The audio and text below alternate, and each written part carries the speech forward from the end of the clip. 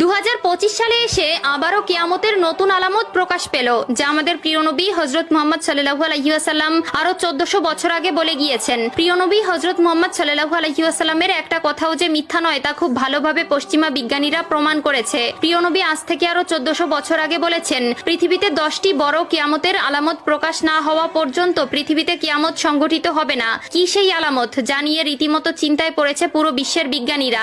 আপনি যদি একজন মুসলিম হয়ে থাকেন তবে ভুলেও ভিডিওটি এড়িয়ে যাবেন না, কারণ আমরা আজকে আপনাদের জানাতে চলেছি প্রকাশিত হওয়া সেই কিয়ামতের আলামত সম্পর্কে। আর আপনি যদি আমাদের প্রিয় নবী হযরত মুহাম্মদ সাল্লাল্লাহু আলাইহি ওয়াসাল্লামকে ভালোবেসে থাকেন তবে অবশ্যই কমেন্ট বক্সে আলহামদুলিল্লাহ কমেন্ট করবেন আর ভিডিওটি শেয়ার করে দিতে ভুলবেন না, কারণ আপনার একটি শেয়ারে আরো অনেক মুসলিম ভাই ও বোনেরা কিয়ামতের এই আলামত সম্পর্কে জানার সুযোগ পাবে। তো চলুন বেশি কথা না বলে শুরু করা যাক আজকের এই ভিডিও। হাদিসে বর্ণিত আছে, কিয়ামত সংঘটিত হওয়ার পূর্বে পুরো পৃথিবী থেকে পবিত্র আল কোরআন উঠিয়ে নেওয়া হবে। প্রিয় দর্শক, কিয়ামতের নিকটবর্তীতার প্রমাণস্বরূপ কিছু আলামত প্রকাশ পাবে। এর মধ্যে কিছু হবে বড় আলামত, আবার কিছু হবে ছোট ছোট আলামত। ইতিমধ্যে পুরো বিশ্বে অসংখ্য কিয়ামতের ছোট আলামত প্রকাশিত হয়েছে।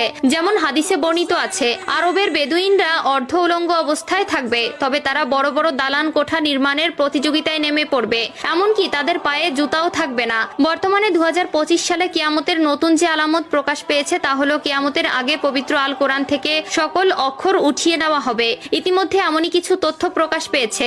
আজ থেকে প্রায় 1400 বছর আগে মহান আল্লাহ তাআলা হযরত মুহাম্মদ সাল্লাল্লাহু আলাইহি ওয়াসাল্লামের উপর কোরআন নাজিল করেন এবং আল্লাহ তাআলা ঘোষণা দেন কিয়ামতের আগ পর্যন্ত তিনি নিজেই তা সংরক্ষণ করবেন। আল্লাহ তাআলা পবিত্র আল কোরআনের মধ্যে বলেছেন, নিশ্চয়ই আমি কোরআন অবতীর্ণ করেছি এবং আমি এর সংরক্ষক। সূরা আল হিজর আয়াত নম্বর 9। কিন্তু এমন এক সময় আসবে যখন মানুষ কোরআন ভুলে যাবে। পৃথিবীতে এমন কেউ থাকবে না যে কোরআন স্মরণ করবে। তখন আল্লাহ তাআলা এই পৃথিবী থেকে কোরআন তুলে নেবেন। এরপর ইসরাফিল আলাইহিস সালাম সিংগায় ফুঁক দিবেন এবং এই মহাবিশ্ব ধ্বংস হয়ে যাবে। রাসূলুল্লাহ সাল্লাল্লাহু আলাইহি ওয়াসাল্লাম বলেছেন, রাতের অন্ধকারে কোরআন মানুষের বুক থেকে উঠিয়ে নেওয়া হবে, এমনকি মুসহাফের একটি আয়াতও পৃথিবীতে অবশিষ্ট থাকবে না। ইবনে মাজাহ হাদিস নম্বর 4050। কিয়ামতের আগে পৃথিবীতে কোনো মুমিন ব্যক্তি থাকবে না। কিয়ামত আসবে পৃথিবীর সবচেয়ে নিকৃষ্ট মানুষদের উপর।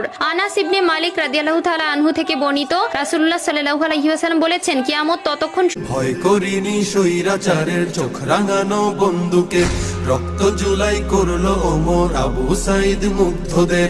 আমরা জাতির সূর্য সেনা, জুলাই মোদের রক্তে কেনা, শুনরে দখলদার আর দেব না ছাড়, আর দেব না ছাড়। আবার যদি গর্জে ওঠে নতুন স্বৈরাচার, আর দেব না ছাড়, আর দেব না ছাড়। আবার